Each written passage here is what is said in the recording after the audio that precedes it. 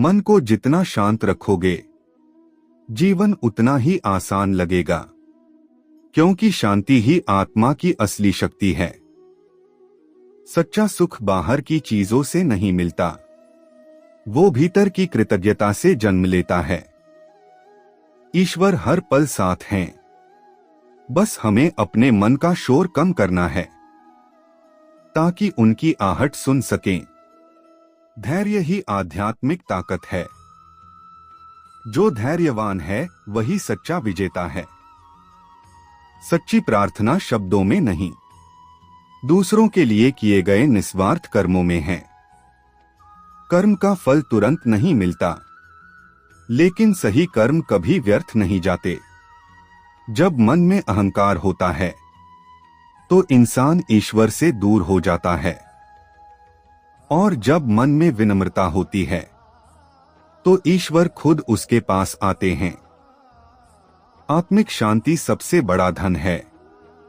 जो इसे पा लेता है वो किसी भी परिस्थिति में खुश रह सकता है। हर दर्द एक संदेश लेकर आता है कि आत्मा को और मजबूत होना है। ईश्वर की योजना हमारी सोच से बड़ी होती है, इसलिए भरोसा रखो चाहे रास्ता कठिन हो। सच्ची पूजा मंदिर में नहीं, किसी के चेहरे पर मुस्कान लाने में है। वो इंसान सबसे सुखी है जिसे कम में संतोष और अधिक में आभार करना आता है। ध्यान का मतलब भागना नहीं, बल्कि भीतर की रोशनी को पाना है।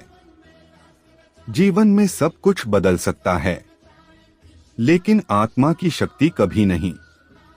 ईश्वर हमें वही देते हैं जो हमारी आत्मा के लिए सबसे अच्छा होता है। हर परिस्थिति एक आध्यात्मिक पाठ है, बस उसे समझने की दृष्टि चाहिए। भक्ति का मतलब केवल गाना गाना नहीं, बल्कि जीवन को ईश्वर की तरह पवित्र बनाना है। सच्ची शक्ति वही है जो क्षमा करने में है, न कि बदला लेने में। ईश्वर का साथ पाने के लिए मन को निर्मल और हृदय को करुणामय बनाओ। जीवन का हर उतार चढ़ाव हमें आत्मा की सच्चाई सिखाने आता है। जब इंसान भीतर से मजबूत होता है तो बाहरी कठिनाइयां छोटी लगती हैं। सच्चा साधक वही है जो हर स्थिति में धन्यवाद कह सके।